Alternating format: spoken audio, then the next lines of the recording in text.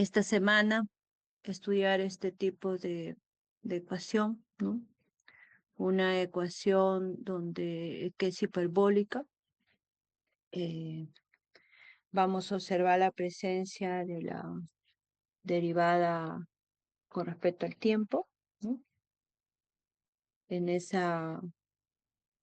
la presencia de una constante A, en este caso positiva, sí, cuando la constante cambia a otro signo, inclusive de lo que estaba investigando, los autores consideran que se debe de tomar la otra aproximación, ¿no? Porque es como si nosotros estuviéramos con una velocidad diferente, ¿no? Contraria por el signo negativo, ¿no? Entonces nosotros aquí estamos tratando con una ecuación con esa característica particular, ¿no?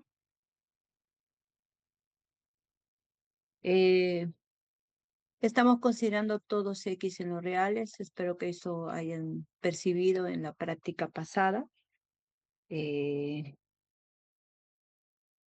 este tipo de ecuación significa de que en realidad usted podría tomar algunos valores en la recta de los reales. Por tanto, se acepta la presencia de índices negativos. Mm. Eh, en realidad lo que tenemos aquí es, por ejemplo, es un modelo de propagación de esta cantidad U, que de alguna manera está moviéndose con una velocidad constante A, ¿no? Donde es positivo.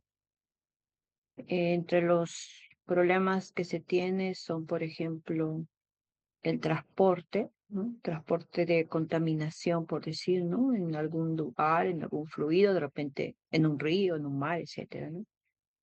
También puede modelar propagación de calor sin difusión, ¿no? Ondas simples también puede representar. El U de X, T, este U, ¿no? Es en realidad la cantidad transportada, que podría ser, como mencioné, de repente alguna densidad, temperatura, alguna concentración, ¿no? X es la posición del tiempo y, como mencioné, la es la velocidad constante de transporte, ¿no? Entonces ahí está el detalle, ¿no? Cuando A es mayor que cero, la información viaja hacia la derecha, ¿no? Cuando A es menor que cero, viaja a la izquierda. Y por tanto, este tipo de modelo, que fue el que hemos iniciado ya la semana pasada, conversando con respecto a su solución clásica, solución exacta, ¿no? O nosotros los matemáticos le llamamos solución analítica porque estamos trabajando y hallando en forma exacta la solución del problema, ¿no? Entonces, pero los problemas van cuando esa constante A va variando, ¿no? Siempre ustedes que vean una ecuación diferencial tienen que pensar en que esos parámetros definen la solución del problema.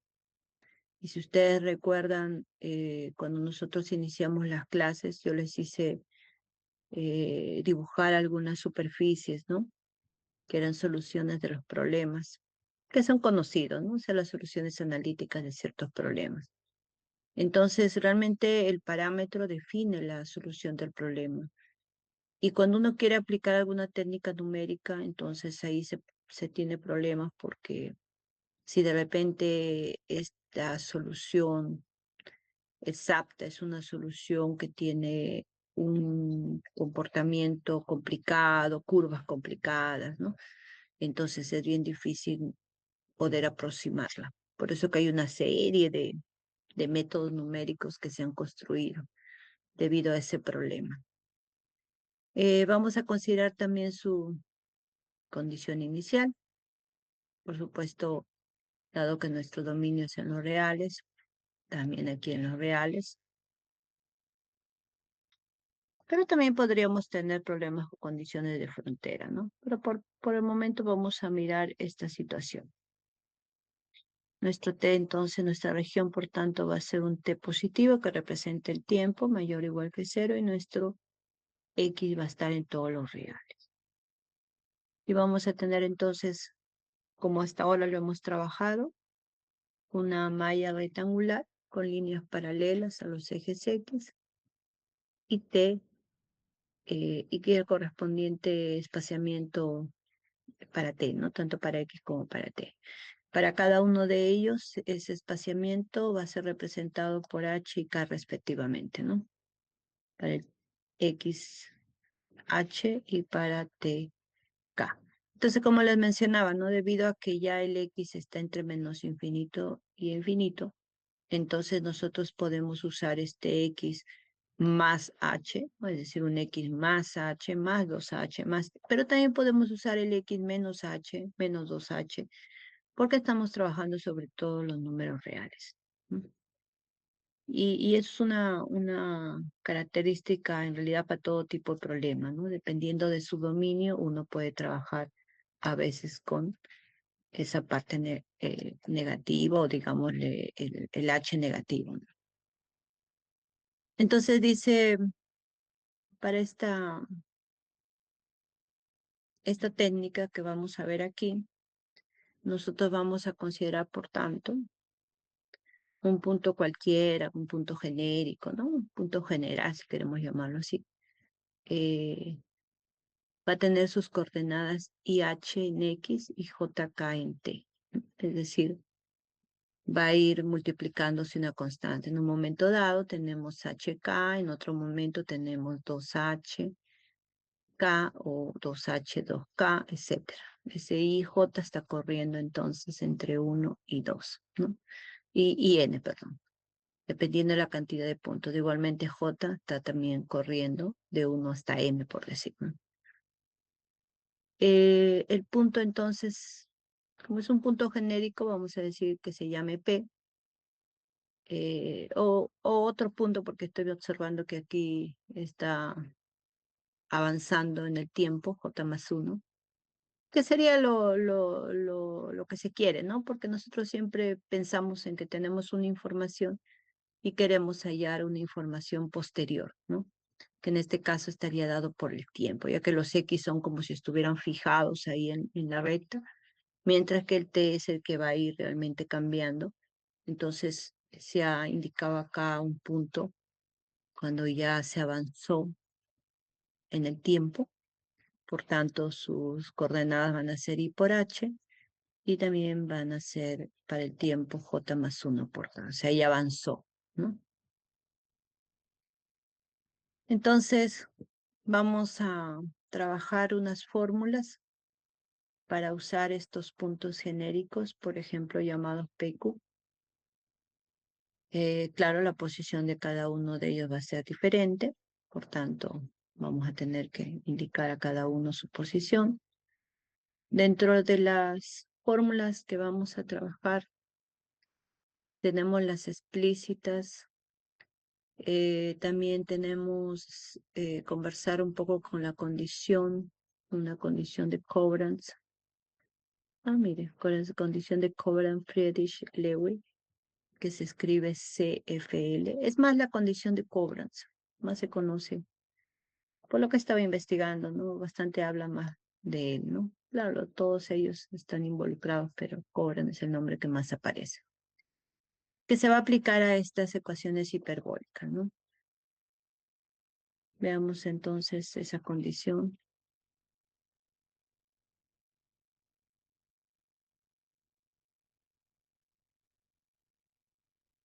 Bueno, la condición tiene que ver con la malla, ¿no? Si ustedes pueden observar, tienen ustedes ahí dos mallas, caso A, caso B. Pueden observar el punto P, ¿no? Y que la malla tiene, como ven, rectángulos y el otro es cuadrado, ¿no? O un, digamos, una amplitud mayor, ¿no? Ese H y ese K. En el caso de K se nota una amplitud mayor. ¿no? Porque en el caso de H parecieran que fueran casi iguales, ¿no? Tiene una cercanía, bueno, pero en el caso del B se observa ese K más grande, ¿no?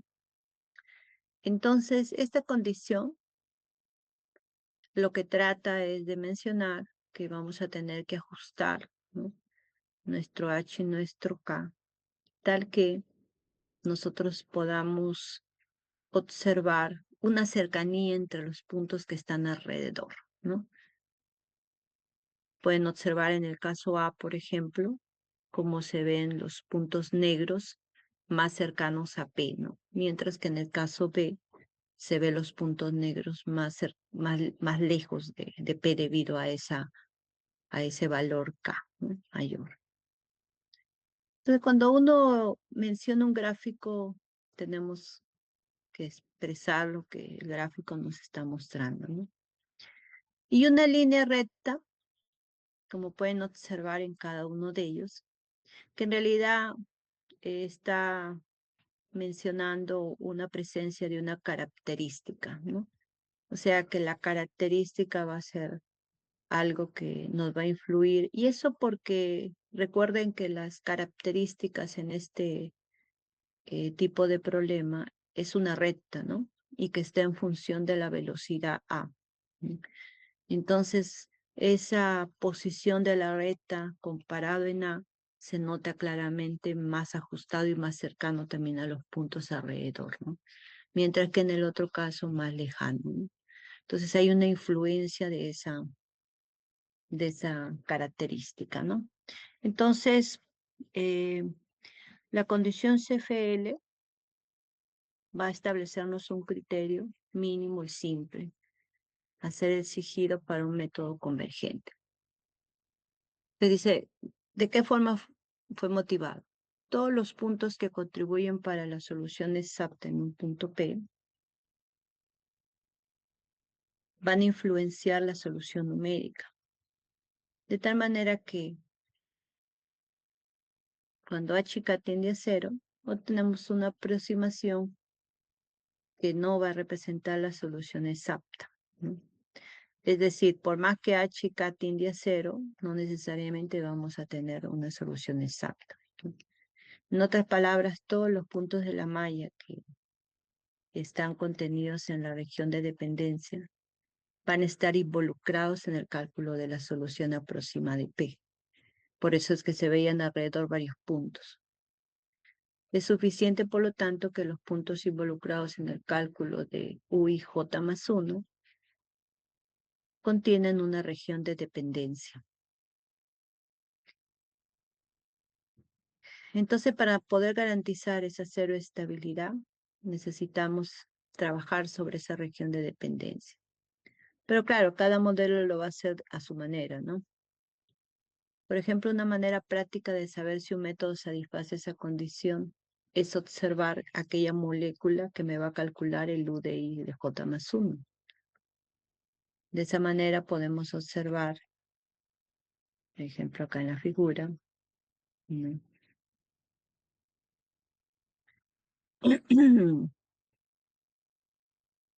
Entonces, esta región se refiere a todos esos puntos alrededor que están determinando como un triángulo aparentemente, ¿no? Bueno, él lo asemeja a un cono, dependiendo en realidad de en qué dimensión me encuentro, ¿no? Cuando las dimensiones son mayores, como por ejemplo en R3, ya nosotros no hablamos de un triángulo, sino hablamos de una superficie, de ahí que él de alguna manera está haciendo una similitud, ¿no? A lo que se puede llegar a ver en términos mayores, ¿no? Porque estas técnicas se pueden ampliar a dimensiones mayores, ¿no? Entonces, es como si nosotros observáramos todos esos puntos que están ahí alrededor y que van a influenciar el cálculo de ese U de IJ más 1. Le dice, esta región debe contener las características pasando por P, ¿sí?, que en este caso sería el punto rojo, ¿sí? de alguna manera. Es decir, nosotros, por eso era que en este gráfico anterior aparecían esas características, ¿no? Debo de yo contener la característica para poder lograr una buena aproximación, ¿no? Por ejemplo, en el caso de un método explícito que utilice 3 puntos en el nivel J, es decir, el U de I menos 1J, el U de IJ, ¿no? Este punto de aquí. Vamos a subir un poco. Ay, maldita.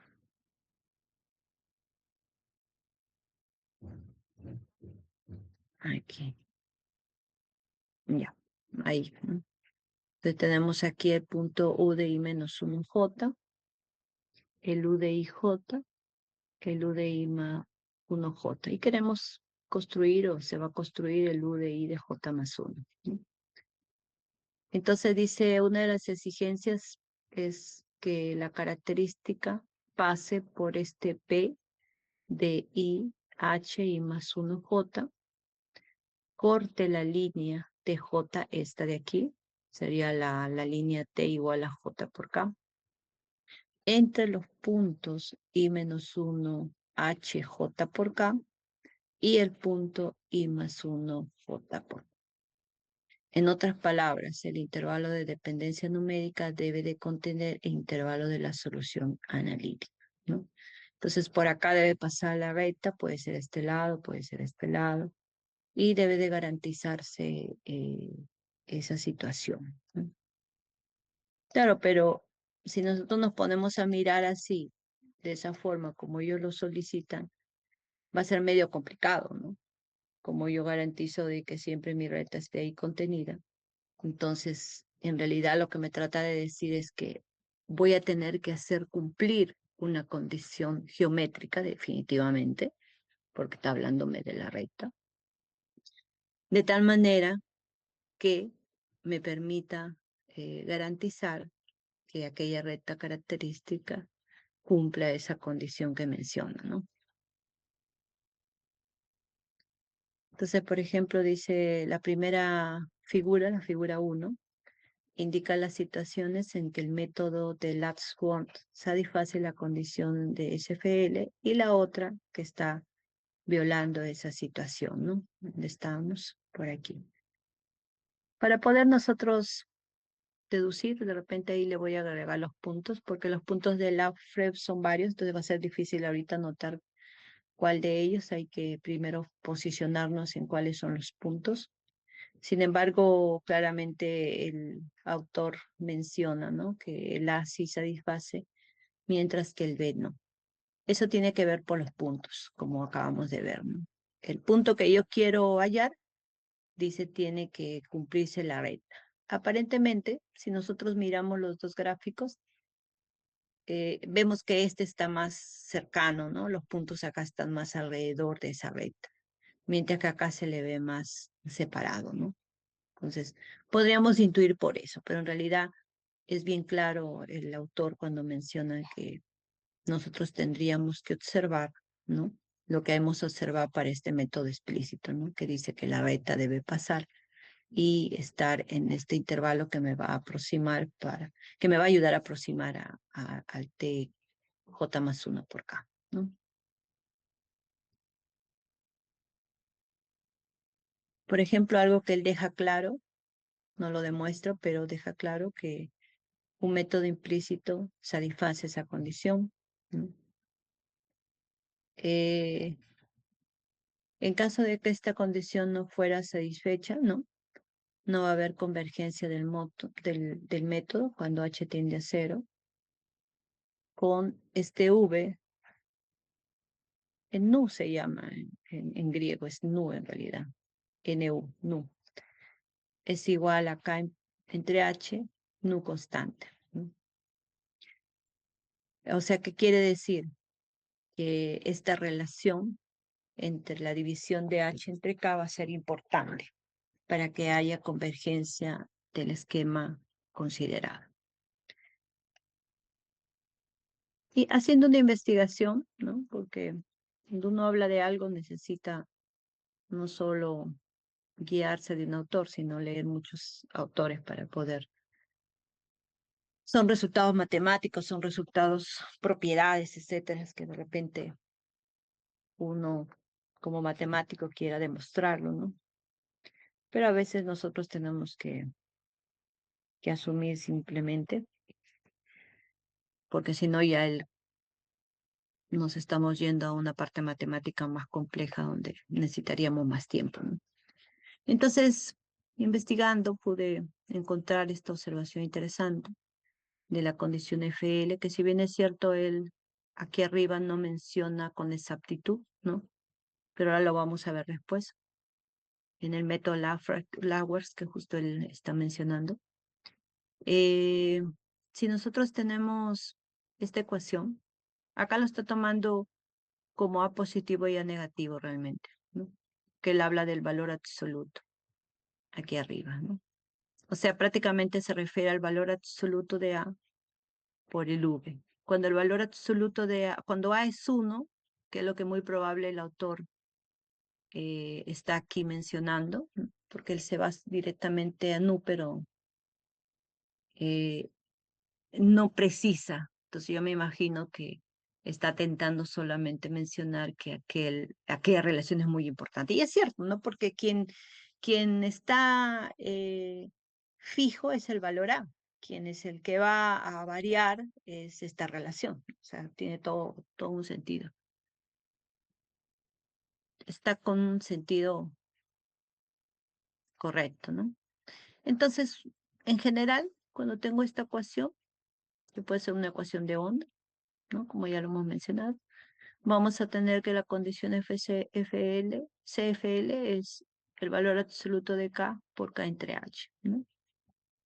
Entonces, por ejemplo, en el método que vamos a ver ahora,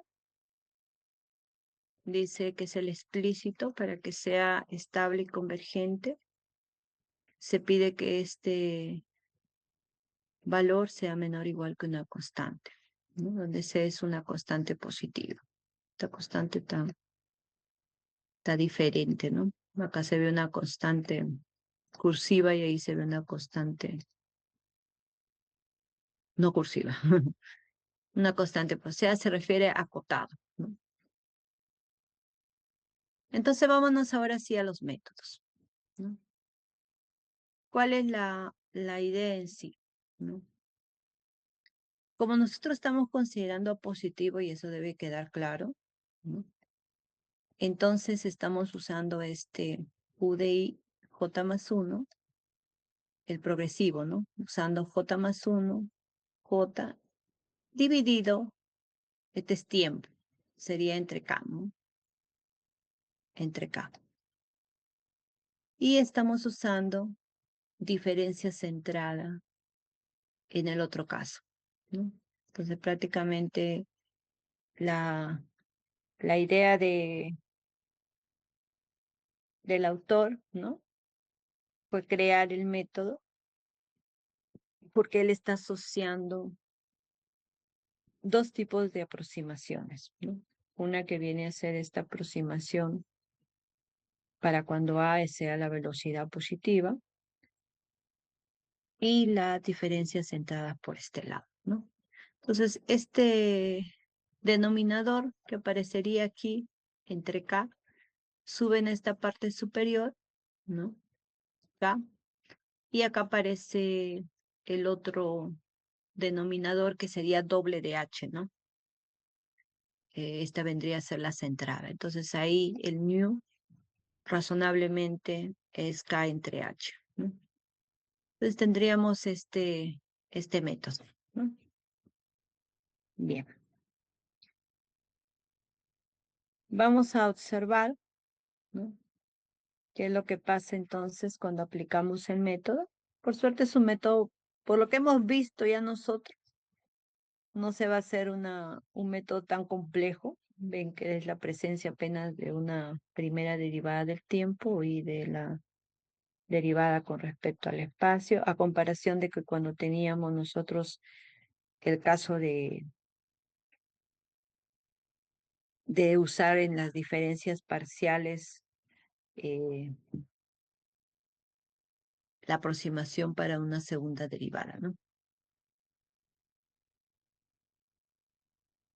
Entonces, el problema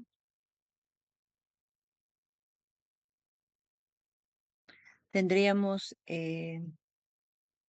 como mencionamos, está queriendo acá,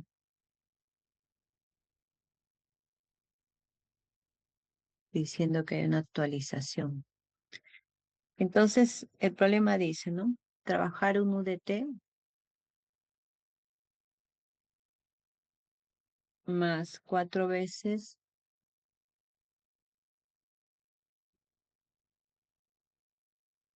UDX igual a cero. Por el momento sin una fuente, ¿no? La fuente siempre se interpreta con el hecho de que hay una fuerza adicional, ¿no? Que está también presente en el modelo, en el fenómeno, ¿no? Ya sabemos que nuestro X está en los reales, nuestro T es mayor que cero, y vamos a considerar una condición U de X, cero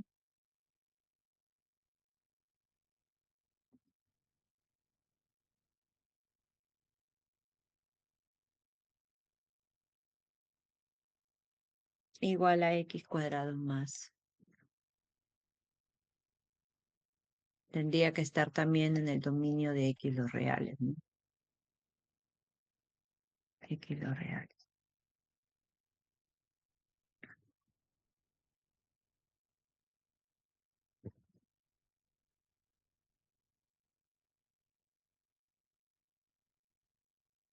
Bien.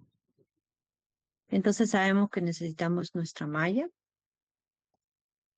Entonces uno decide definir de alguna manera el valor correspondiente para cada uno de los espaciamientos o pasos que le decimos, ¿no? Estamos acostumbrados a decir el paso, ¿no? Algunos autores no son muy estrictos con esa palabra, no necesariamente lo mencionan de esa manera. Y vamos a decir que nuestro espacio va a ser de esa forma, ¿no? Como está en los X, los reales, ¿no? Entonces, decíamos que nosotros podemos trabajar no solamente con positivos y negativos, perdón, con positivos y también con negativos, ¿no? Tendríamos, por ejemplo, empezando con cero, con un X0, ¿no?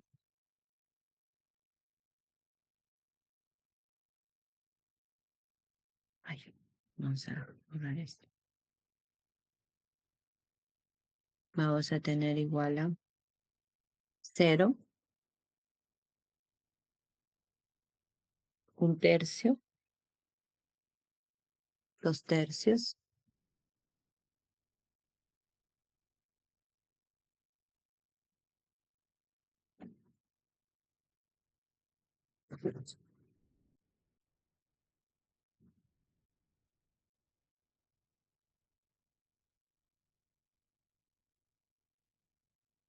Podemos llegar hasta uno. Podríamos amplificar también.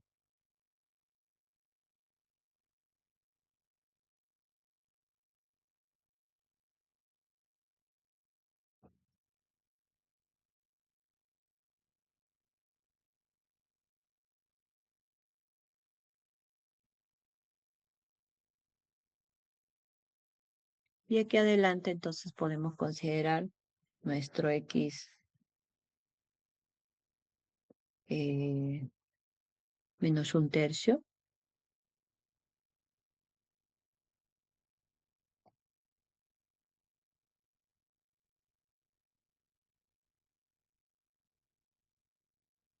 menos 2 tercios.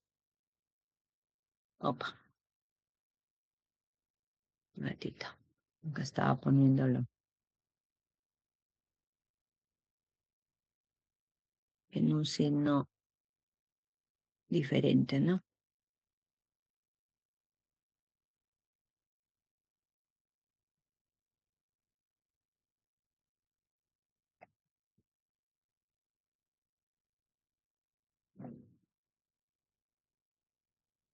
Ya está.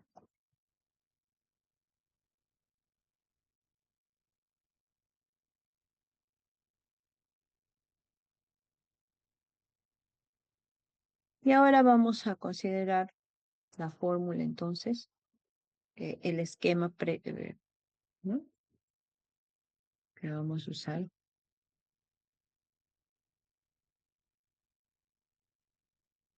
El esquema.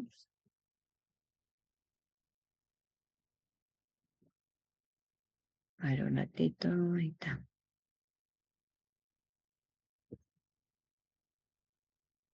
Entonces ya sabemos que nuestro A es igual a 4, la velocidad, y nuestro nu es igual a K entre H. Entonces aquí vamos a tener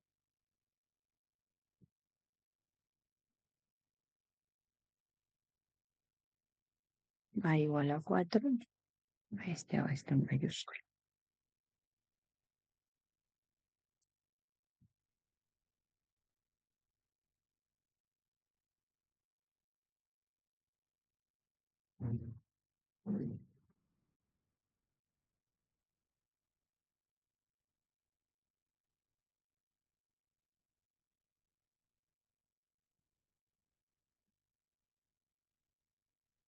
Entonces nuestro K que es igual a un décimo y nuestro H que es igual a un tercio, evidentemente nos va a quedar entonces 3/10, ¿no?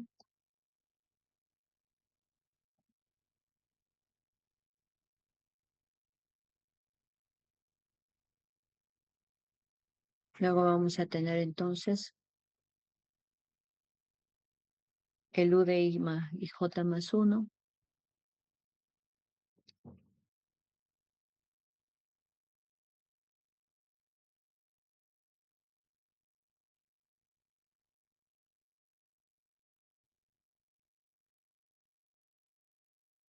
menos el U de I de J, por lo que el U de I de J ya lo podemos trasladar, ¿no?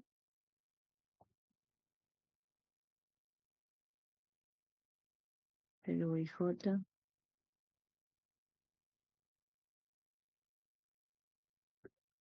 Teníamos menos, ¿no? Menos A por nu. Entonces tenemos dividido entre 2, ¿no? 4. Vamos a colocar el número 2 aquí.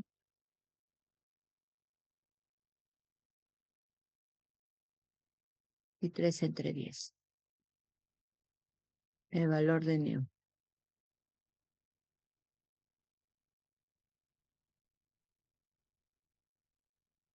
Multiplicado por U de I más 1J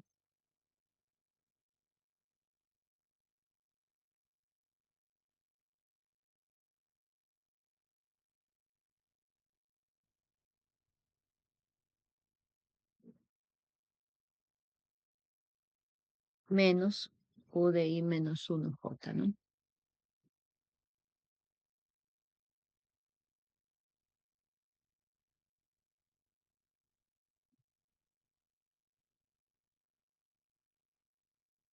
Listo. Entonces ya tenemos aquí la división por, ¿no? Estos dos le va a dar 2 y ese va a dividir acá con 5. Entonces vamos a tener ahora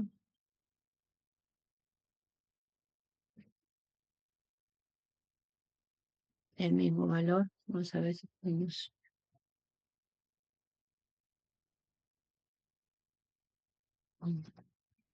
Vamos a ver si lo podemos duplicar esto.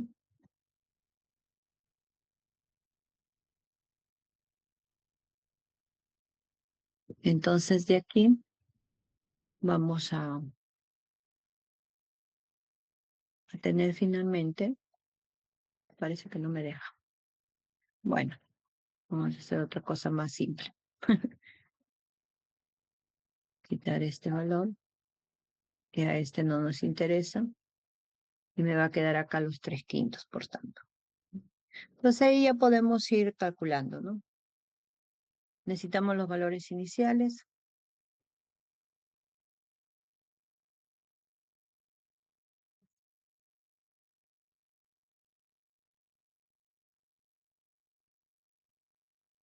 vamos a tener entonces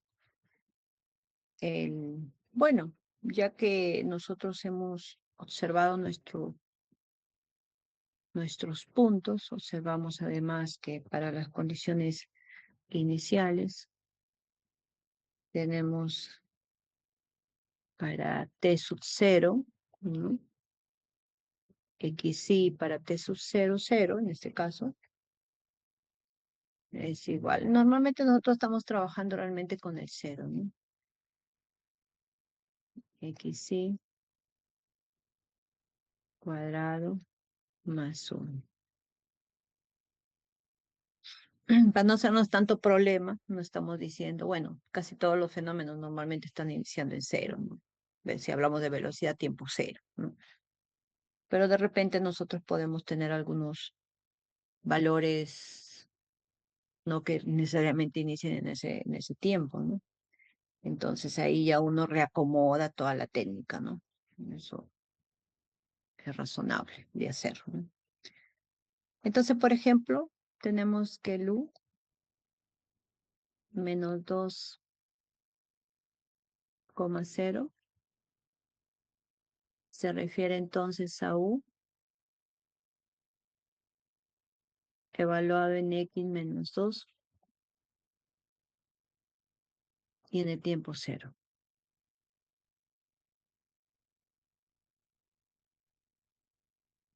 Nuestro X menos 2 vendría a ser menos 2/3.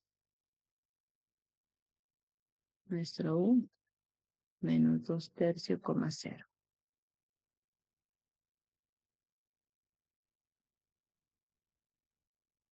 Y esta va a ser igual entonces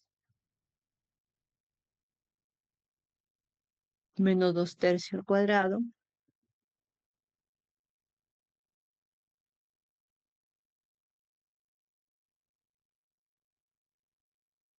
más 1, ¿no?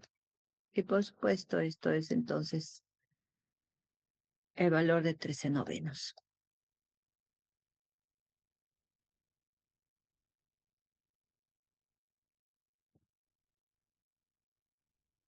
Ya.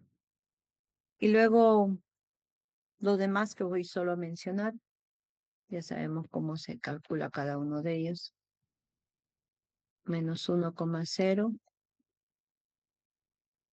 cuyo valor va a ser igual a 10/9.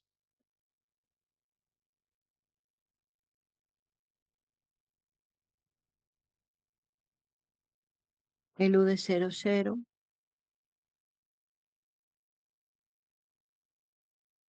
pues va a ser igual a 1. El U de 1, 0, se observa la simetría aquí, ¿no? Porque este valor también coincide con 10/9. Razonablemente porque la función es x cuadrado más 1, ¿no? La función condición inicial. Entonces, razonablemente hay una simetría, ¿no? El U de 2,0, de igual manera, 13/9. Y en este caso hemos considerado hasta el U de 3,0.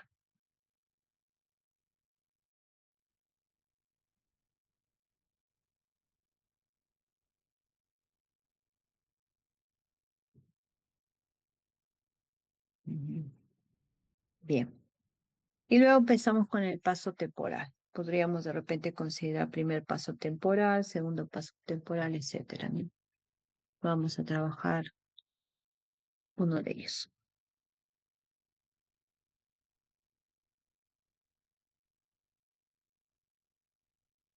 Entonces tenemos nuestro primer paso temporal.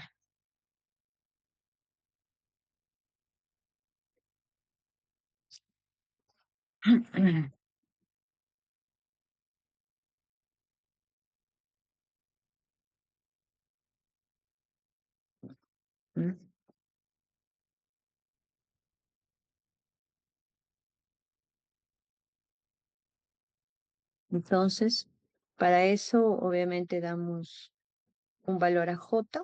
Teníamos nuestro u de ij más 1, por tanto j tendría que ser igual a 0 para un tiempo t1, ¿no? Entonces tendríamos nuestro u de i como j es 0, este es 1. El u y j, que sería i0,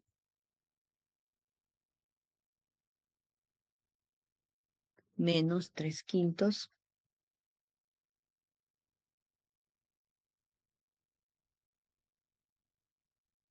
u de i más 1,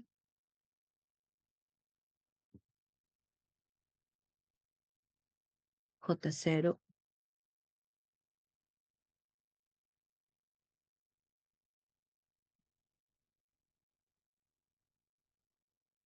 menos u de i menos 1, j0.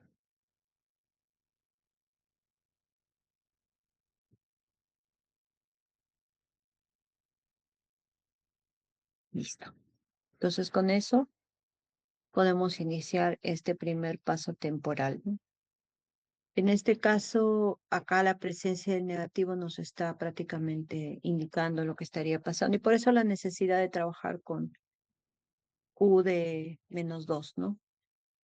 Entonces ahí tendríamos que considerar nuestro primer i igual a menos 1.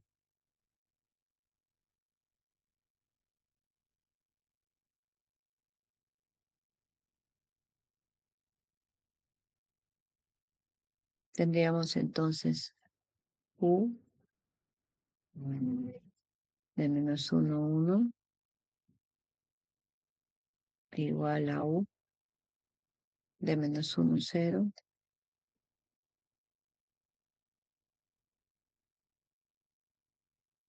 igual a 3/5. Bueno, menos 3/5, no igual porque yo lo pasaba al otro lado, ¿no? Sería menos 3/5 u de 0, 0.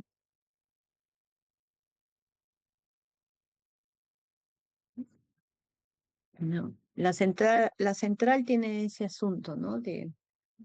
Él salta un punto, ¿no? Usa los laterales, pero no trabaja con el punto I, ¿no?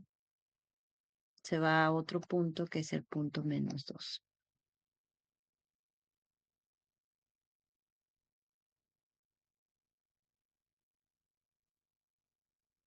Y de ahí ya podemos reemplazar cada uno de los valores, ¿no?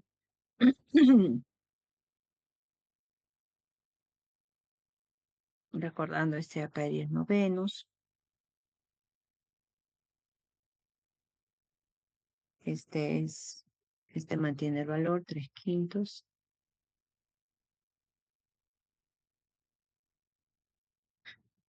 Y por acá tenemos 1, u de menos 2, 0, que vendría a ser los 13 novenos, ¿no?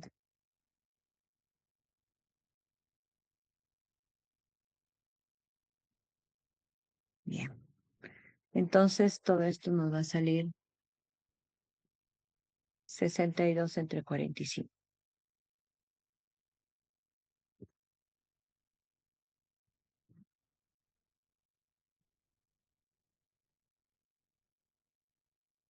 Ok. Entonces de esa manera podemos continuar, ¿no? Esto sería para I0, etcétera. Entonces voy a mencionar solamente los otros valores que se obtuvieron. Tenemos para I igual a 0. En este caso fue el U de 0, 1. Vamos a escribirlo de esta manera, de 0,1. Igual a 1. Tenemos para I igual a 1.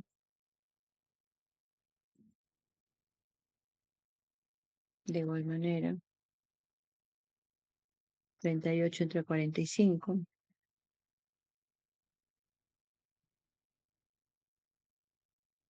Uno coma uno.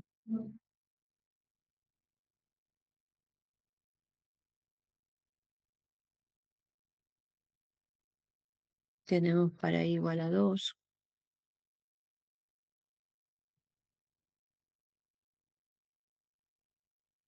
U de 2,1.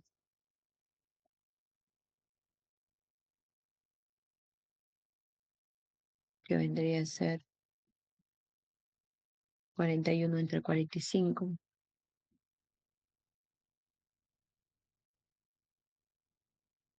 Tenemos, hasta ahí hemos calculado, ¿no? Sí, porque solamente habíamos trabajado con ellos. Ya. Ahora, si nosotros observamos, ¿no? Vamos a tener una interesante comparación de los puntos, ¿no? Nosotros tenemos nuestros puntos.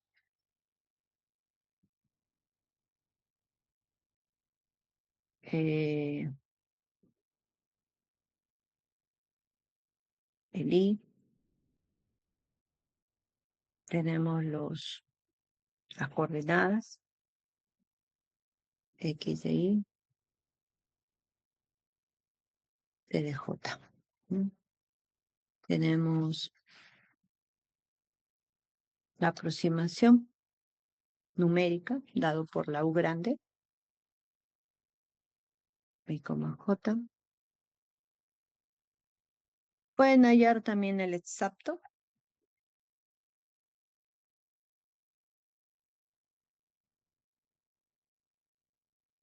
Y, J, vamos a llamarle ahí, X de Y, J, ¿no? En realidad es eso lo que nosotros tenemos. TJ, el exacto y el error absoluto.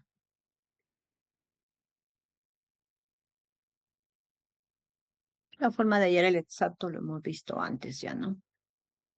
Entonces no necesitamos repetir esa parte. Aquí solamente voy a poner los valores.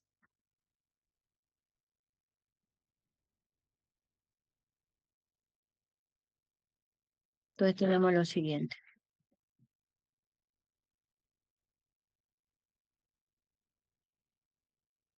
Bien. Tenemos para -1 alguno de los puntos. 2/3, ¿no? 1/3, perdón. Menos 0,333, varios 3. Habíamos considerado un ratito. Teníamos aquí a 1/10, ¿no? 1/10 es, ¿no? Sí, 1/10. 0,1 entonces, para TJ. 0,1.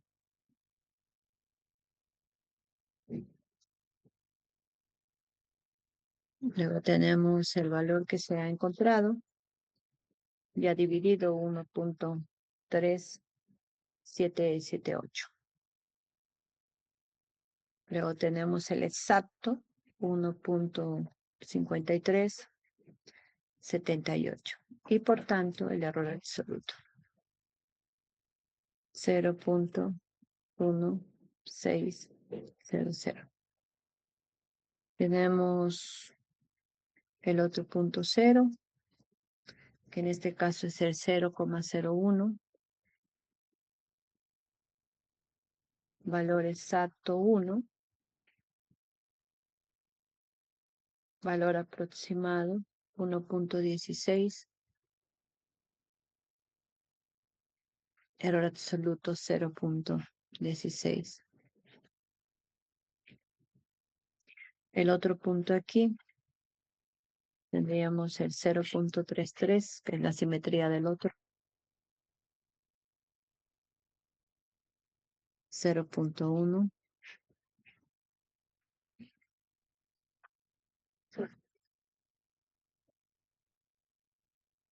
valor exacto 0.8444 y 1.0044, que también tiene una diferencia de 0.160. Con eso ya podríamos comparar, ¿no? Entonces estamos observando, pues, que no es una buena aproximación. Ese error absoluto es muy grande, ¿no? Entonces, el método aproxima, pero cuando encuentra alguna parte o algún error pequeño, en realidad el error va a ir creciendo, ¿no? Ese es el problema de este método Euler. Y eso es algo que ya lo hemos visto en otra ocasión, ¿no? El método Euler explícito tiene ese problema, ¿no? Ahora, en el caso de que quisiéramos trabajar un problema que sea diferente, ¿no? Les quiero hacer una observación, ahora que acabo de notar aquí. La aceptación de la clase es cuando a veces a ustedes les llega, eh, es para garantizar que van a asistir, ¿no? Pero no es necesario realmente que acepten. Lo que sí es importante que asistan, porque una vez terminada la clase y cerrado el Meet, él me envía un archivo en Excel con todos los nombres de ustedes y los horarios en los que han ingresado a la clase. Hay algunos alumnos, me ha pasado que a veces entran, están 2, 3 minutos de ahí se van, ¿no? Entonces, es obvio que no se le puede considerar su asistencia porque él no asiste. Claro, yo simplemente envío los enlaces a la escuela, ¿no? Pero así es como me llega a mí la información de su asistencia. Es por un Excel, donde el Excel me marca exactamente el tiempo que usted estuvo conectado. Entonces, por favor, no enviar, sé que el bit dice, ¿no? Aceptar, ¿no? Pero les pido que no lo hagan porque cuando eso pasa se me llena todo el correo Gmail y ustedes son 34 alumnos. Entonces es suficiente asistir nada más, ¿no? No, no es necesario aceptar. Ok. Continuando entonces, el método también se puede aplicar a otras situaciones. No es solamente cuando se tiene una fuente nula. Por ejemplo, podríamos pensar que nuestra fuente es diferente a cero, es decir, igual a 2, por ejemplo, podemos decir. Uy, esa letra parece un 4. U de X igual a 2. Y tenemos la condición que nosotros deseáramos, ¿no? Por decir, una función f cualquiera.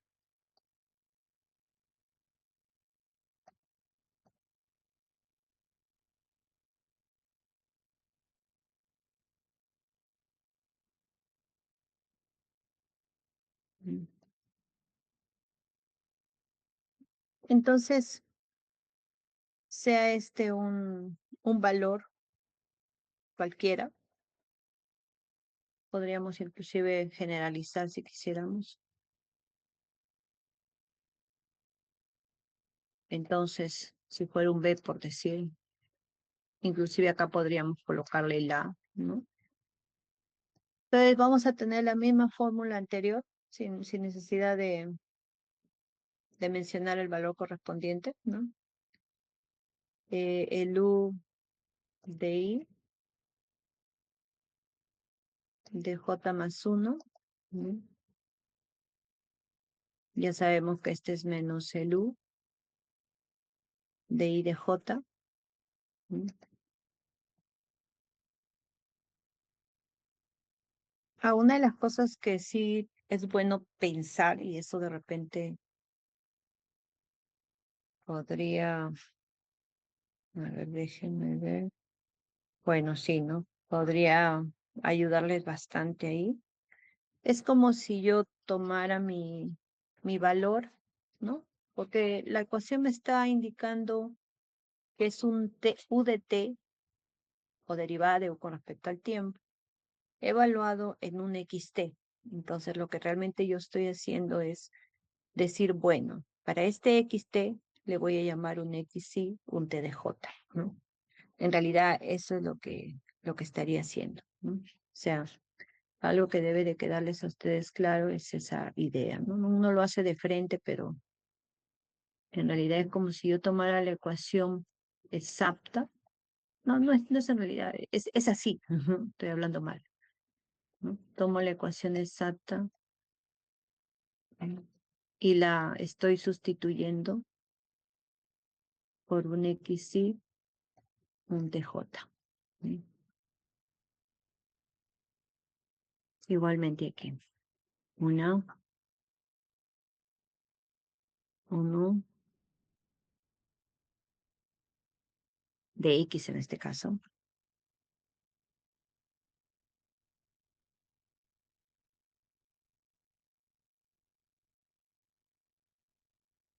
xy tj. Eso es lo que estamos haciendo.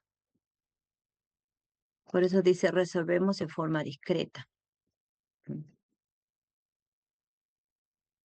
Y luego ahí ya le aplicamos las, ¿no?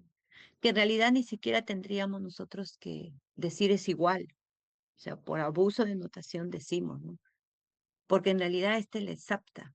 Entonces le sapta serían los U que están en la ecuación, más el error por cada uno, ¿no?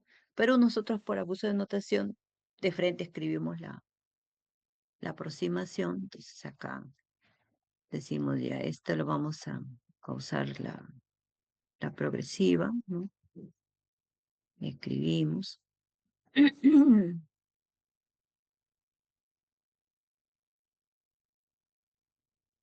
Como es el tiempo, dividido entre K, ¿no? Entre K. Más. Entonces, acá debería estar el error, ¿no?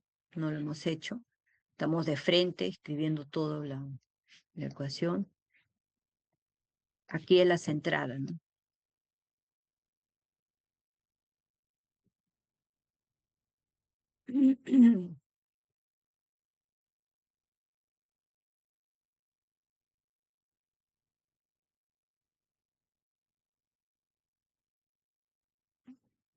Dividido entre 2H.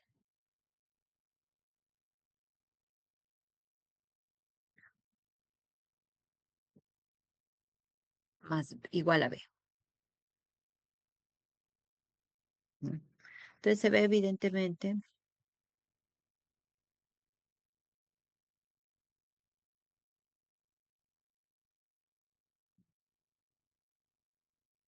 aquí pasa entonces a multiplicar, ¿no? O de una vez a ponerlo.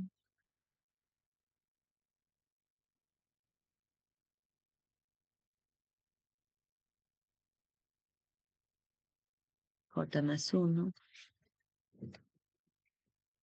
igual a este K multiplica arriba, entonces este U y J está solito.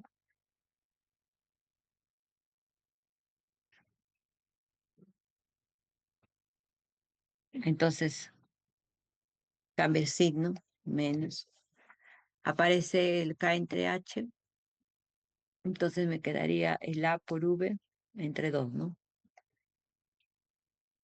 Bueno, el nu en realidad, ¿no? Porque así se llama, parece una V, ¿no? Una V.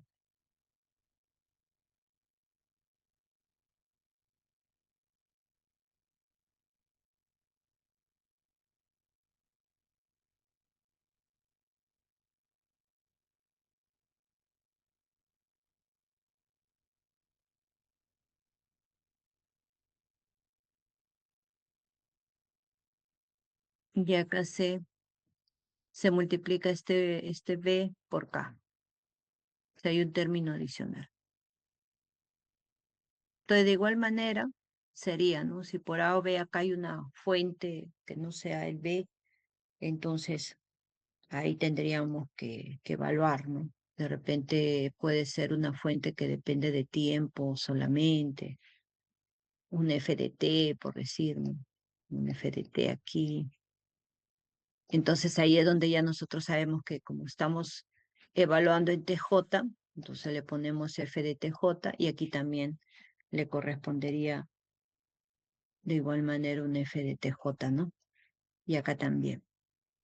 Entonces por eso a veces hacerlo de esa manera queda más claro lo que sucederá cuando ya no tratemos de problemas homogéneos, sino de problemas no homogéneos, ¿no? Donde hay una función adicional, lo que nosotros llamamos, o en física se conoce una fuerza, algo así, ¿no?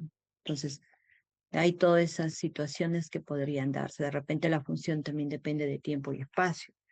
Entonces también aparecería un XY y un TJ, ¿no? Entonces, de esa manera vamos a tener esa, esa situación. Bien, vamos a darnos un descanso de 10 minutos. Estar aquí siempre pegado de la computadora es un poco cansado y estar hablando, ¿no? Vamos a descansar unos 10 minutos, por favor. Retorno al texto original. Pues ahí está. A ver, un ratito. Voy a cerrarlo mejor. Ah, ya. Estoy regresando al texto original. Estábamos comentando del hecho de que este de aquí puede ser un valor cualquiera, inclusive una función, ¿no? En este caso, nuestra velocidad, es decir, la constante A positiva, es igual a 1. Entonces, nuestro término fuente, en este caso es la constante 2, y se hace pues las estimativas correspondientes, ¿no? Como ya lo habíamos mencionado. Entonces tenemos la presencia acá de lo que llamamos B, que es 2 por K. Eso sería lo que varía, ¿no? Con respecto al caso anterior para otro tipo de ecuación. En este caso, la condición inicial se tomó una función f de x. Y si no me equivoco, los f de x son datos. Creo que no los coloqué por lo que estoy viendo.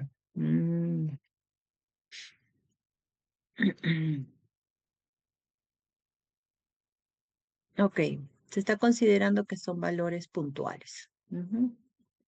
O sea, como cuando tú te vas a un campo y dices, voy a ver, por ejemplo, cuál es el movimiento de la onda en un tiempo cero y tomas los datos, ¿no? Con algún aparato, alguna cosa que se permita, ¿no? Es así. Entonces acá no se ha dado una función f de x y con una regla de correspondencia, sino los valores así sueltos, ¿no? Y tenemos aquí, entonces, los pasos correspondientes, ¿no? Como lo hemos visto anteriormente.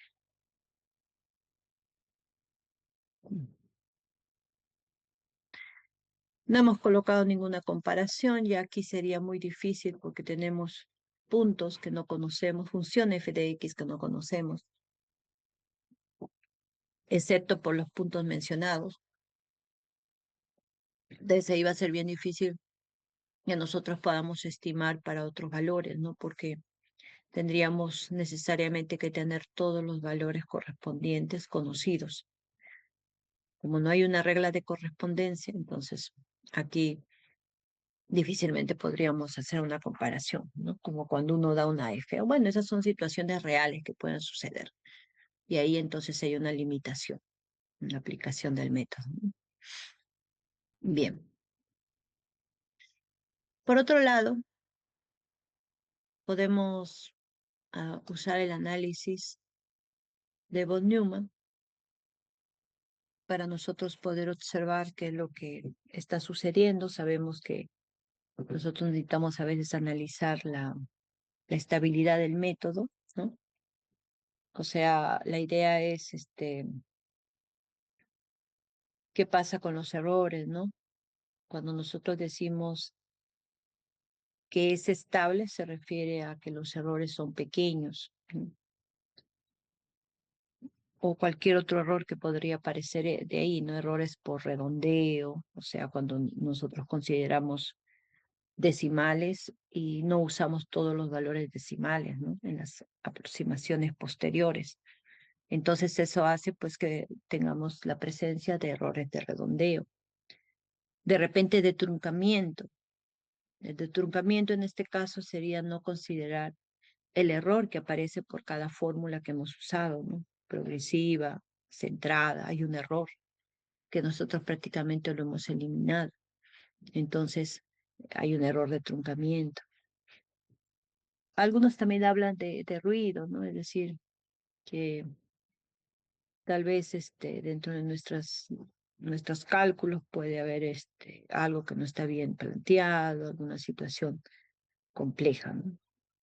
Eh, Estable también nos quiere decir que se mantiene con errores pequeños que incluso pueden disminuir.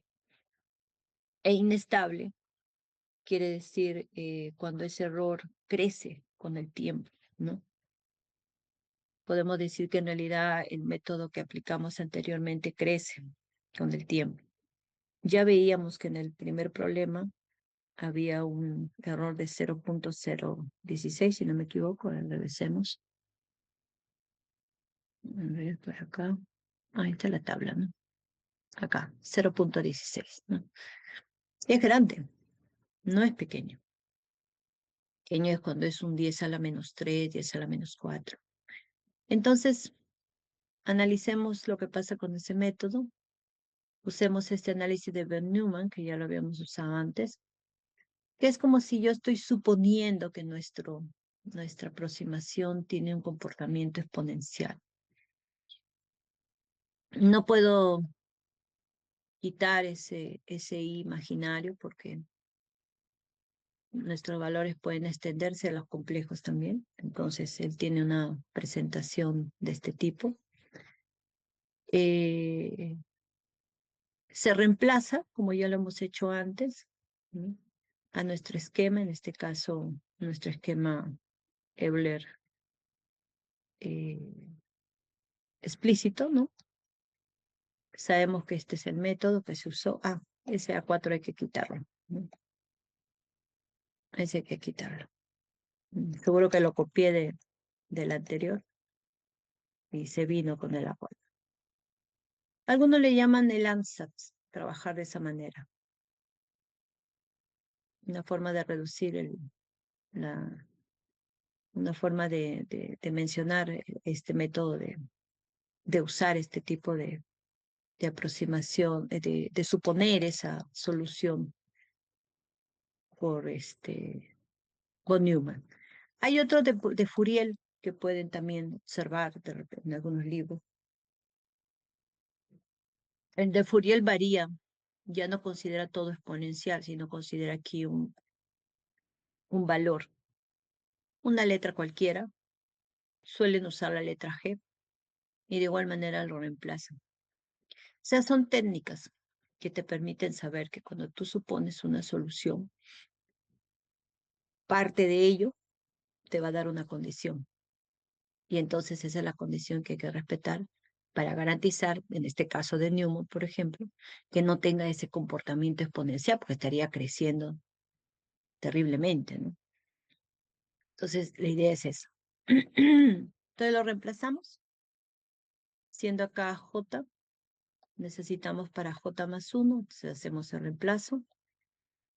Necesitamos I más 1J, de igual manera, aquí arriba cambia, y el I menos 1J, ¿no? Y lo reemplazamos. Bueno, el IJ ya lo tenemos, ¿no? Lo sustituimos en el esquema. Tenemos entonces algunos valores en común, ¿no? Por eso se ha escrito de esa manera en la parte superior. Estos valores pueden irse por aquí. Podemos usar esta identidad, ¿no? Que me permite escribir esta parte no, perdón, esta de aquí, e a la menos i beta, lo podemos escribir como esta diferencia dividido entre 2. Ah, no, perdón, ¿dónde están? Disculpen, estoy equivocándome acá. A ver, hemos hecho el reemplazo, hemos separado y ya tenemos el i beta i, perfecto. El e lambda j está ahí. Ah, ya, el i, e y beta salían ya de acá. Estaba presente aquí y estaba presente aquí. Entonces simplemente acá a la hora de reemplazarlos se han juntado y eso nos ha permitido encontrar esa identidad, porque realmente el E y beta menos E de menos I beta dividido entre 2, ¿no? Pasamos este número 2 a multiplicar usando la identidad esta que me dice que esta diferencia dividido entre 2 es igual a I por seno de beta, una parte imaginaria, ¿no? Y la reemplazamos. Entonces, al reemplazarlo, me queda una parte real, una parte imaginaria, ¿no? No olvidemos que este I es la parte imaginaria. No lo escribimos con I pequeño porque estamos usando el I pequeño para los subíndices, ¿no? Por eso se ha cambiado por una letra I grande. En este caso, para nosotros, este es el I imaginario escrito en mayúscula. Se toma el módulo, entonces, el módulo de ambos. Como tenemos la parte real, entonces sabemos que el módulo, cuando es un número complejo, es igual al cuadrado, ¿no? Tomamos cuadrado aquí, tomamos cuadrado aquí. Entonces prácticamente vemos la parte real, la parte imaginaria, lo elevamos al cuadrado. Entonces acá tenemos 1 y tenemos lo demás elevado al cuadrado. Entonces, por tanto, el módulo de e a la lambda vendría a ser, ay, perdón, esta raíz cuadrada. Pero este número de acá es positivo, ¿no? Entonces, al final, se puede concluir lo siguiente, que siendo este valor mayor o igual que 0, entonces el módulo de e a la lambda va a ser mayor que 1 para todo seno de beta no nulo, claro, ¿no? Porque si fuera nulo serías 1, ¿no? Eso es lo que está diciendo. Eso es lo que se llama inconsistente inestable. O sea, como vuelvo a repetir, cuando ya dice inestable se refiere a pues que con el tiempo va a crecer más el error. O sea, ese error que ya tenía el primer problema, que fue de 0.16, cuando yo quiera calcular un T2, un T3, un T4, él va a empezar a crecer. Eso es a lo que se refiere, ¿no? Entonces, el método Euler explícito no es un método muy bueno. Bueno, ya nosotros lo habíamos visto antes, ¿no? Lo habíamos mirado en el problema parabólico, ¿no? Entonces, ya teníamos una idea de que no era tan bueno, ¿no? Porque en el parabólico hay que prácticamente darle una condición.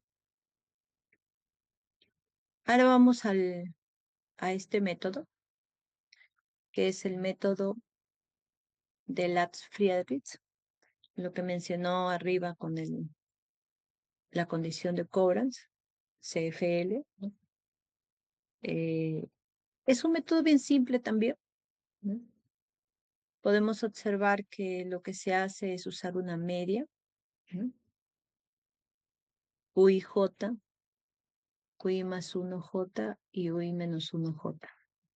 Es interesante la diferencia finita, ¿no? Porque su trabajo de en muchos casos las fórmulas son unas fórmulas con una sencillez, ¿no? Por eso muchos autores prefieren trabajar con diferencias finitas, sus estudios. Al menos los principales, ¿no? Ya después lo extienden a técnicas más complejas, ¿no? Suelen usarlo como para mirar qué tal están siendo las aproximaciones con un método de diferencia finita. pero algunos ya se van después a los elementos finitos, ya nos toca pronto ver volúmenes, ¿no? Entonces se extiende un poquito más a otros métodos, ¿no? Bien, entonces solamente es eso. El U y J que teníamos antes lo vamos a escribir como la media de estos dos valores, aproximaciones, ¿no? Eso es todo. Luego funciona tal cual como lo habíamos mirado para el otro método anterior, ¿no? Entonces, regresando a nuestro... Ah, no, lo cerré. Así que vamos a tener que volver a cerrar para abrirlo, perdón, para ver este de aquí. Creo que él mantiene ahí, me parece. A ver, creo que me pide actualización, ya hay uno mayor. Tengo que mandar a actualizar también este Windows, ya no sirve el Windows 10, ¿no? Ahora están con el Windows 11. Déjenme ver, déjenme... Hace un momento me acuerdo que... Ya, ¿dónde está? Ay, aquí. Hoy día es 19. Hoy día... A ver. Ay, a veces aquí estábamos trabajando. Bien, entonces recordando este problema que habíamos estado viendo, tenemos nuestra ecuación de la misma forma. Es interesante ver de nuevo la aplicación aquí para ver también las diferencias, ¿no? Entonces, vamos a observar, ya tenemos la malla, recordando, teníamos un tercio, K igual a un décimo, los elementos de la malla, ¿no? Todos ellos. En este caso, ¿dónde estaba nuestro V? Allá. Ujú, ujú. Entonces teníamos acá ya nuestro V o nu que le llamamos, y el producto de esto pues evidentemente es el A por el mu igual a 12 quintos, ¿no? Perdón, 12 décimos, lo cual vendría a ser entonces 6 quintos. Ya. Entonces la misma valores de K, de H, y teniendo en cuenta esta forma, pasamos a reemplazarlo, ¿no? Ya. Entonces, para este método de Latz Friers, ¿no? Ay, no sé si lo estoy mencionando bien, ¿no? Friedrichs, parece que es, ¿no? Friedrichs. Ah, estaba bien. Pensé que me estaba equivocando.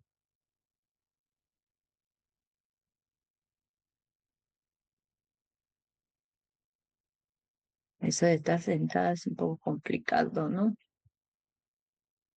En fin, es lo que hay ahora. Entonces teníamos aquí nuestro U de I de J más 1 para este método, igual a, tendríamos la mitad, dice, al U y J lo reemplazamos por la mitad de U de I más 1 J,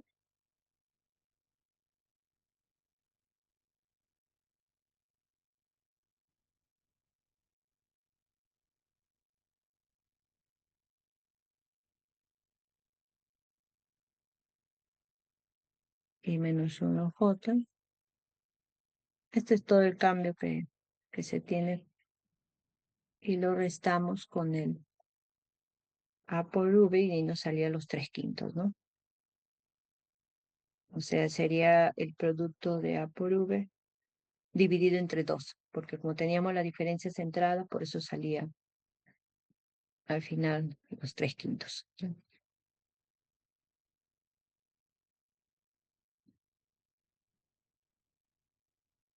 Este de U de I más 1,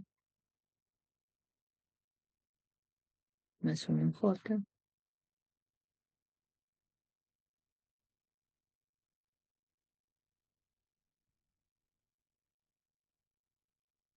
menos U de I menos 1 en J.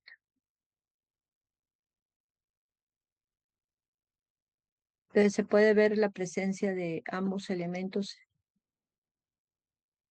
en en los dos términos que estoy escribiendo acá. Entonces tenemos que juntarlo. Vamos a una página siguiente. Tendríamos entonces que ir a J más 1.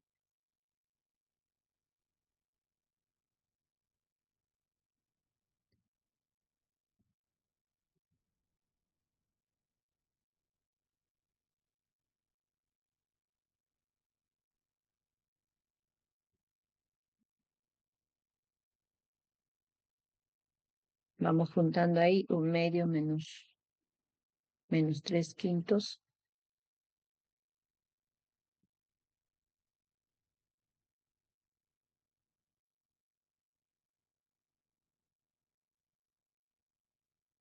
Y acá tendríamos el I más 1J, ¿no?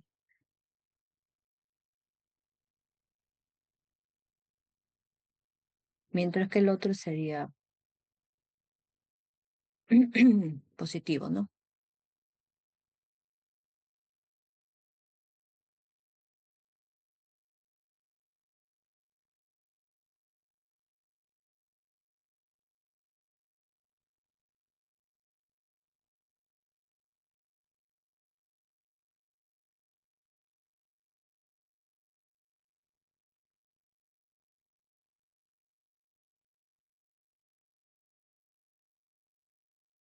Ya. Finalmente el esquema va a quedar así para este problema.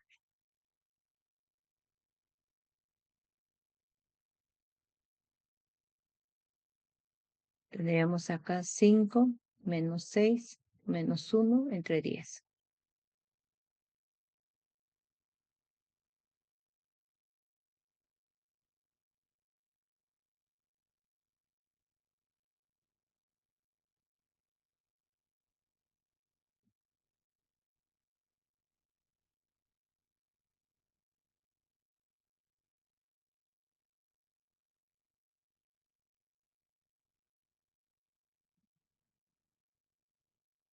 Acá tendríamos 5, 6, 11, ¿no? Suma.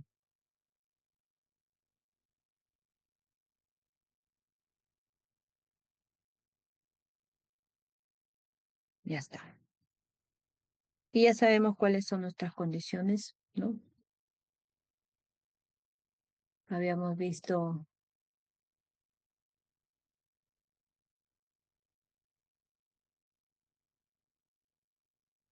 acá están las condiciones, ¿no? El u y 0 igual a x y cuadrado más 1. Y aquí teníamos entonces las otras condiciones, ¿no? 13 novenos, 10 novenos, 1, 10 novenos, etcétera. Entonces esas son las condiciones las que voy a usar. Vamos a un ratito que he movido todo acá.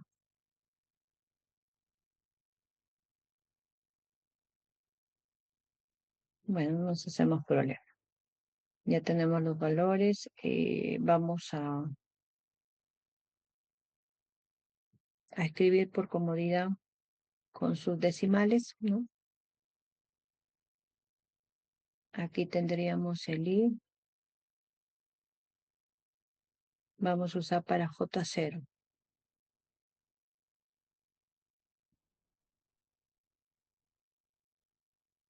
Entonces tendríamos 1 y 1 igual a menos 1 entre 10, lo vamos a escribir como 0.1 de una vez. Multiplicado por u de i más 1j.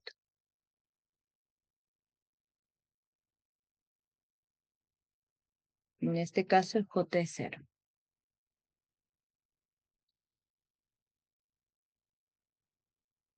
Y divido 11 entre 10, que es 1,1. Y aquí sería I menos 1,0.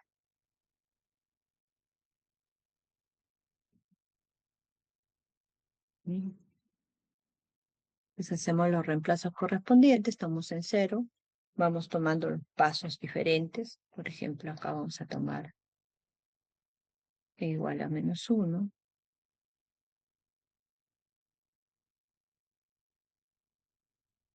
Y vamos a tener entonces aquí el U de menos 1, 1, ¿no?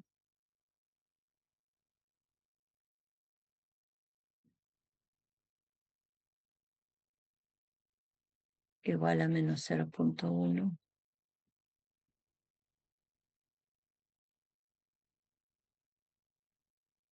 U de 0, 0.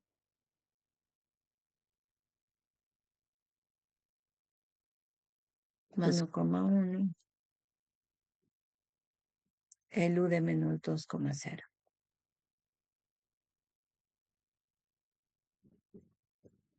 Y sustituimos. Acá tendríamos menos 0,1 multiplicado por 1 más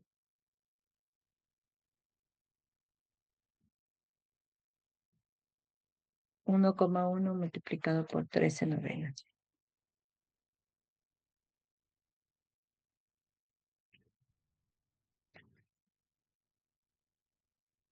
Y acá nos va a salir 67 entre 45.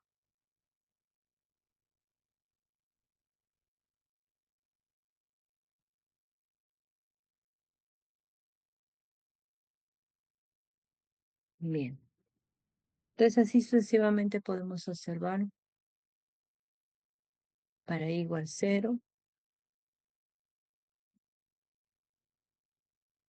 el valor aquí de la aproximación en x0 de 1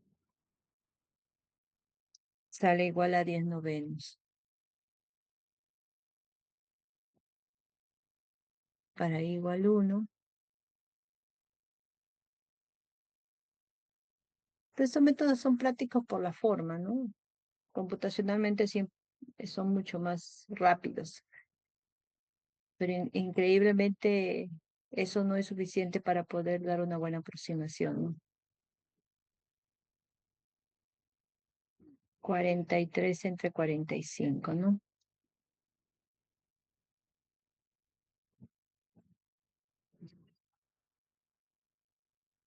Acá igual a 2. Tenemos U21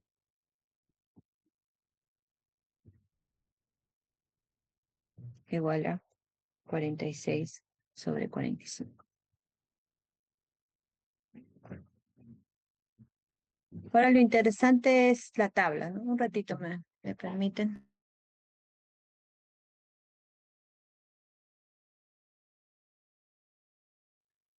Se pidió por favor que no me hagan mucha bulla, al menos no mucho. Ok, entonces ahora lo interesante sería ver qué tanto diferenció, ¿no? Es el método de Lars-Friedrich aplicado al mismo modelo que ya vimos anteriormente, con los mismos valores de H y K. Entonces podemos observar,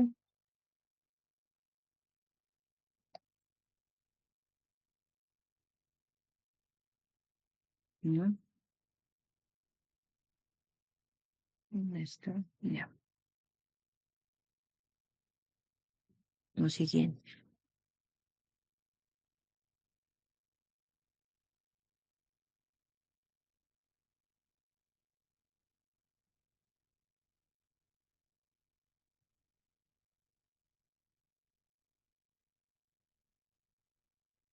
Entonces tenemos aquí, ahí, tenemos el punto X y TJ.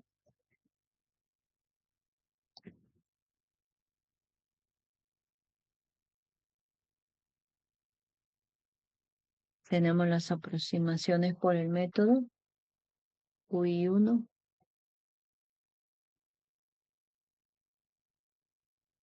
y tenemos las aproximaciones del valor exacto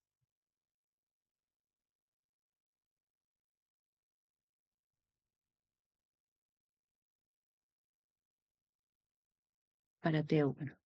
Y finalmente el error.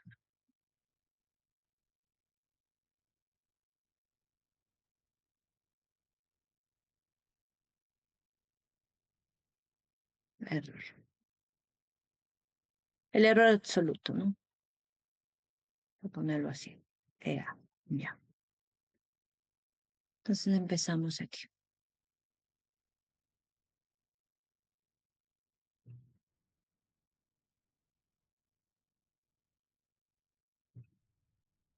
Ok. Tenemos nuestro primer punto. Luego escribí ya todo en decimal. -1. Los puntos menos 0.33. Un 3 más. Bueno, normalmente se pide unos 4 decimales, ¿no?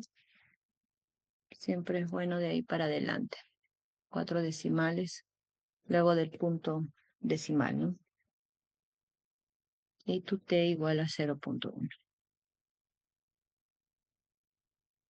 Entonces aquí el valor es 1.4889. Solución exacta que ya la habíamos visto en el otro cuadro, 1.5378. Y haciendo la diferencia 0.0489. Otro punto, 0. En este caso es 0,01 para el tiempo 0.1. ¿Mm? La aproximación 1.1111.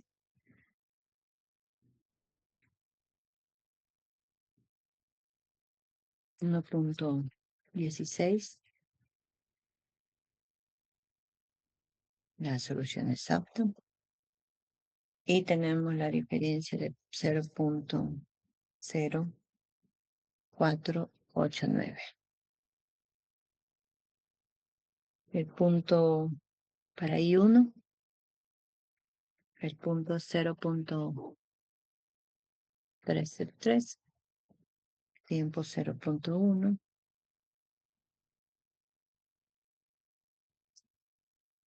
Por las Fredericks, aproximación 0.9556. 3556 y 1.0044. Y acá tenemos 0.0488. Finalmente, para 2, tendríamos 2/3, ¿no? 0.6667 y el punto 0.1. El valor es 1.0222 y su exacto 1.0711. Finalmente el error 0.00489, ¿no? Entonces, es el mismo problema que ya habíamos visto anteriormente, que había sido resuelto con el método explícito y que podemos observar cuáles eran sus errores absolutos, ¿no? Entonces, recordando, tenemos que aquí el error para el explícito es de 0.16 para todos los casos. Y acabamos de observar que para el caso de Latz-Friedrich es de 0.0489. Entonces, de manera, ¿no? Por tanto, vemos que realmente el Latz-Friedrich está trabajando mucho mejor, ¿no? Pero claro, no es suficiente mencionar que lo hace porque estamos viendo un ejemplo. Él podría de repente tener algún problema más adelante, ¿no? Dependiendo del valor de H y de K que pueda tomar. Pero antes de hablar de eso, vamos a ver ahora otra situación parecida a la que habíamos comentado para el método explícito. Tenemos que también podemos extender nuestras ideas a un método donde esté presente el B, ¿no? Aquí lo tenemos. Habíamos dicho que en el caso del explícito teníamos exactamente esto. Entonces, la única diferencia aquí es aumentar en esta posición y colocar en vez de U, de I, J, la semisuma de estos dos realmente, ¿no? Entonces, para extender al caso de Latz-Friedrich, simplemente agregamos, en vez de considerar el U y J, considero el U de I más 1J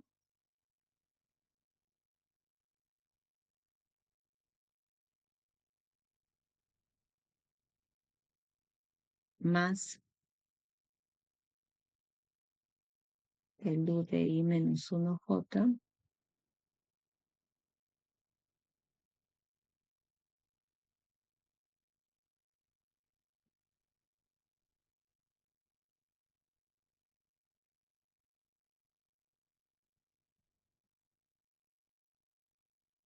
nos quedaría con la bueno, en realidad podríamos decir una semidiferencia, ¿no? Porque realmente está dividido entre dos. U de I más 1,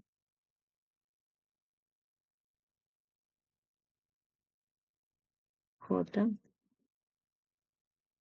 menos U de I menos 1, J.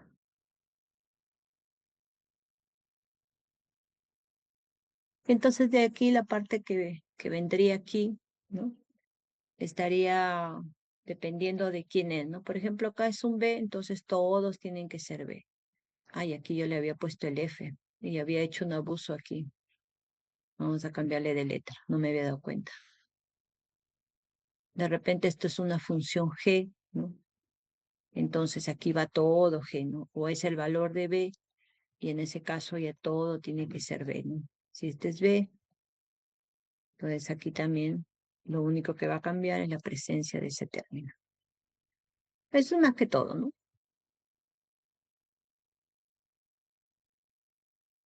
Pero ojo de que si hacemos un análisis de Newman, de von Neumann, ¿no? Ya ese también se alteraría, ¿no? O sea, ya no va a significar lo mismo, ¿no?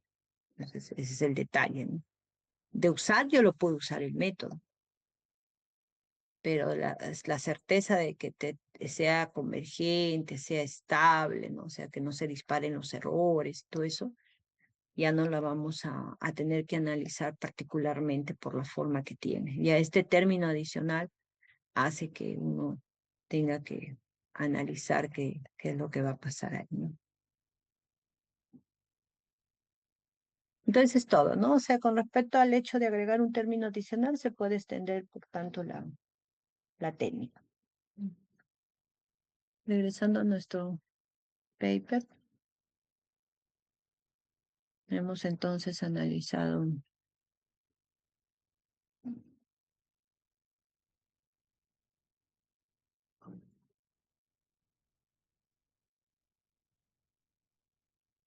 ¿qué pasó? A ver, un ratito. Ya. Entonces, hemos visto este primer ejemplo aplicado a la ecuación homogénea, porque tiene término cero. Y en este caso, a ver, un ratito, no lo había. Ah, sí. Hasta ahí nomás había mostrado. Bueno, la generalización se puede hacer. Tenemos otro método. Este método es el método llamado explícito de primer orden. Hay que tener cuidado con los nombres, porque dependiendo de la bibliografía no hay todavía no está todavía uniforme. Entonces, para evitar ese problema, por eso yo siempre les aconsejo, estudien las notas que yo les envío, porque si de repente ese nombre es dado a otra técnica, donde de repente puede tener otro término diferente, ¿no? Otra estructura, ahí va a haber problemas. Entonces no hay nombre de técnicas, no todas se mantienen en su nombre, entonces hay que tener cuidado. Bueno, este método es el llamado Cuminato, le llama el método explícito de primer orden, ¿no? Le llama de esa manera, ¿no? Como puede observar, los puntos que van a intervenir son el I-1HJK, el IHJK y el IHJ más 1. Podemos ver la disposición en una molécula, lo llamamos así a esta forma de mostrar, y cada uno de esos puntos tendrá un nombre, ¿no? El punto Q, el punto P, el punto S. Entonces, este método, si bien es cierto, vamos a aplicarlo, pero su forma de construcción es muy diferente. Siempre nosotros vamos a querer hallar este punto rojo, es decir, queremos hallar para un J más 1, un J más 1K, un J mayor, porque aquí en la parte de los puntos verdes, el J es el TJ, ¿no? TJ, y acá queremos para TJ más 1. Entonces, esto es lo que se busca, P, en base a Q y a S. Entonces, la construcción va a ser bastante distinta y está basada en la expansión de Taylor, ¿no?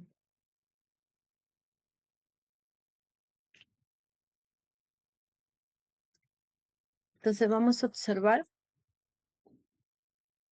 eh, como pueden ustedes observar ahí, una expansión de Taylor. Tenemos entonces el punto P, el punto Q y S, que ya lo hemos determinado cuáles son, hay que recordarlo. Y vamos a usar una expansión de Taylor alrededor del punto S, ¿no? Recuerdan que Taylor siempre se menciona así, ¿no? Como vamos a hacerlo con respecto al tiempo, por eso que acá aparece derivada con respecto al tiempo de UDS. Sabemos que se empiezan a presentar los espaciamientos, como es con respecto al tiempo, el espaciamiento que se está considerando es para acá, ¿no? Que es con respecto al tiempo. Claro, yo de repente yo puedo usar con respecto al espacio, a ver qué pasa, ¿no? Pero en realidad mi prioridad es tiempo, ¿no? Porque este punto P es para el tiempo TJ más 1 y este punto S es para el tiempo TJ. Entonces vean la estructura, es muy similar a lo que ya hemos visto antes. Acá es K cuadrado entre 2 factorial y le acompaña la segunda derivada y así sucesivamente. Algo curioso que el autor menciona, ¿no? Es la forma de ese UDP como si fuera una exponencial. Es que lo que pasa que la exponencial es como si él estuviera comparando cada uno de estos términos. Este de aquí como si fuera una derivada, ¿no? Es una derivada, perdón, con respecto al tiempo de un elemento. Esta es una segunda derivada con respecto al tiempo y esta es una tercera derivada. Si nosotros recordamos, es como si yo tuviera una escritura exponencial, ¿no? Eh, vamos a, es como si, a ver, déjenme ver cómo lo podemos escribir para no escribirlo mal. Ok, algo así. Vamos a ver.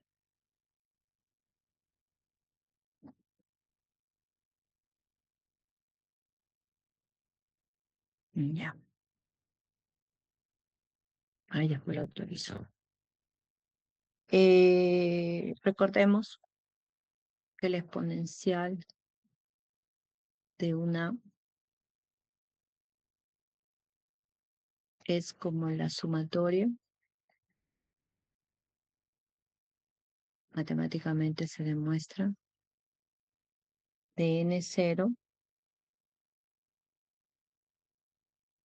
hasta el infinito, hasta el infinito.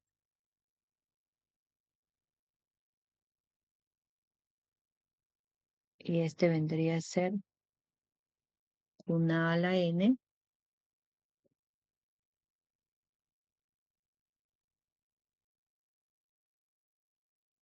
entre n factorial, ¿no? Entonces, nosotros tendríamos este así, ¿no? Une nuestro operador, porque aquí la idea es usar un operador derivada de t. Pues este es un exponencial para una general, no es un exponencial para un solo número, ¿no? Sino con la presencia de un operador. Y se entiende como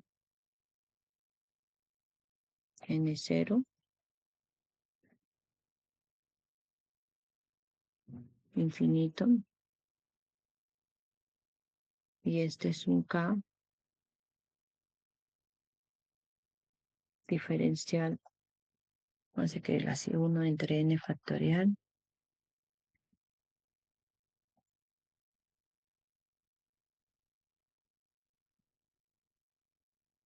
y este de aquí, k, por ese operador,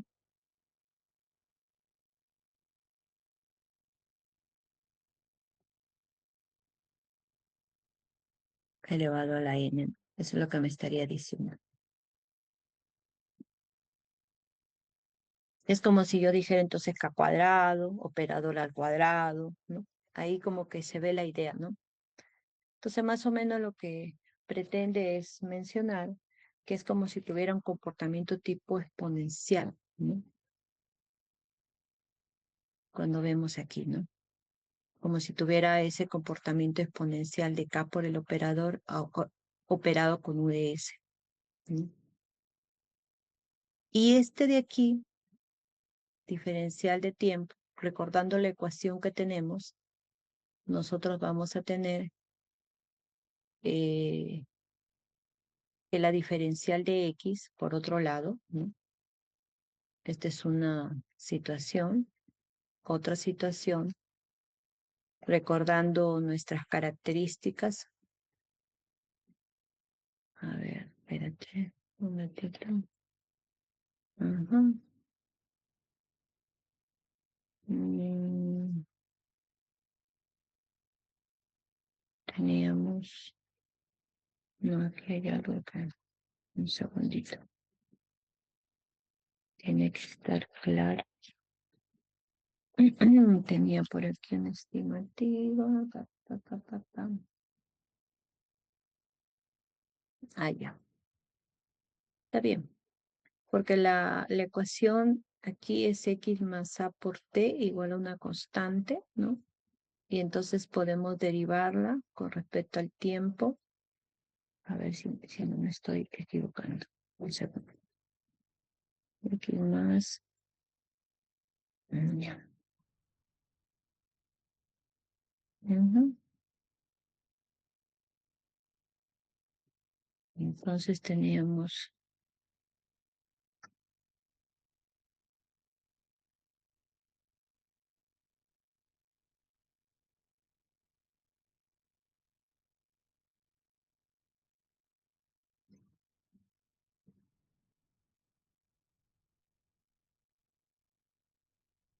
Ujú.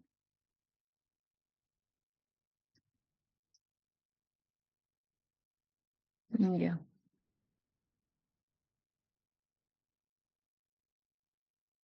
Ya, pues tendríamos de acá. Dado que el X es igual a por T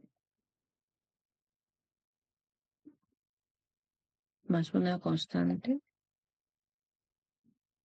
entonces nosotros podemos deducir que la característica de esa derivada con respecto al tiempo es igual a menos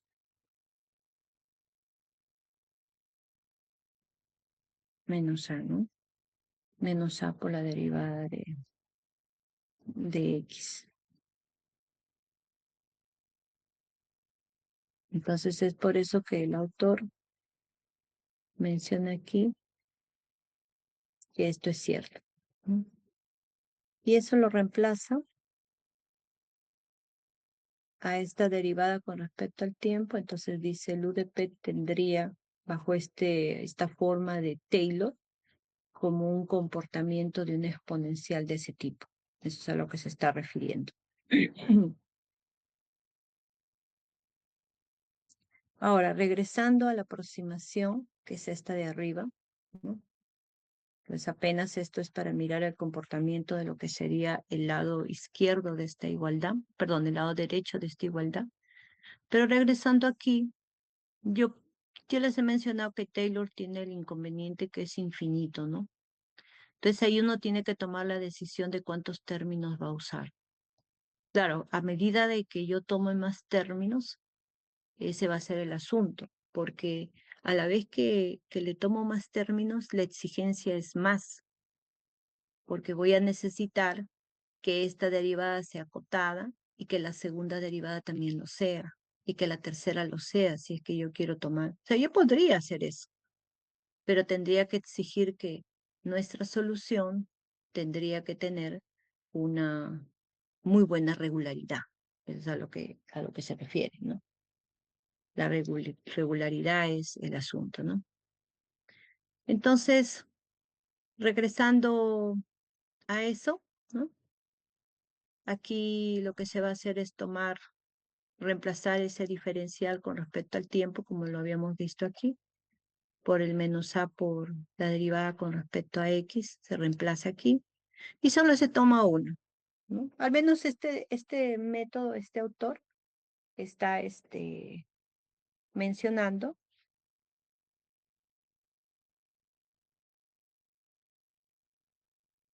está mencionando este, que nosotros vamos a reemplazar a esa derivada de tiempo. Pero a la hora que nos posicionamos aquí, porque le hemos puesto la derivada con respecto a espacio ahora de U de S, es obvio que vamos a tener que aproximarlo. Entonces, como nuestra molécula está trabajando también con Q, tenemos entonces aquí Q y S. Podemos usar entonces el regresivo para irnos por atrás, porque estamos con un IH y con un I menos 1, y trabajamos entonces de esa forma, ¿no? Luego reemplazamos, esta es la aproximación, por tanto, con respecto a X, la presencia de H necesaria.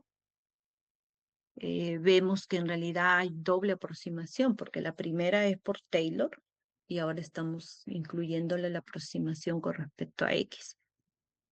Entonces reemplazamos aquí,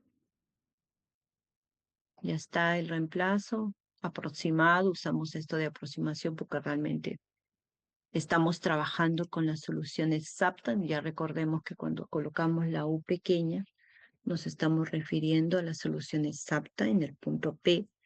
Y entonces ahora ya después, a la hora que ya estamos entrando a la aproximada, le cambiamos la letra, ¿no? Eso es lo que me está diciendo. Entonces, finalmente, pues, dado esta aproximación, en base a ella podemos decir que este valor exacto de U en P es este U, ¿no?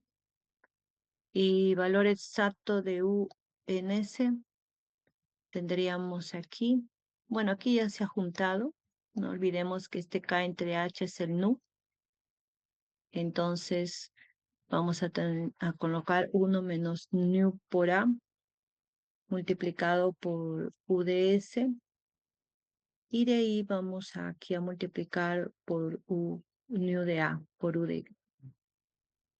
Y ahí tenemos entonces la fórmula. Retornando a los puntos que le corresponden, miren que la forma en que fue dado usaba este punto TJ más 1 posicionado en la fila, en la altura de I, ¿no? Por eso es un IJ más 1.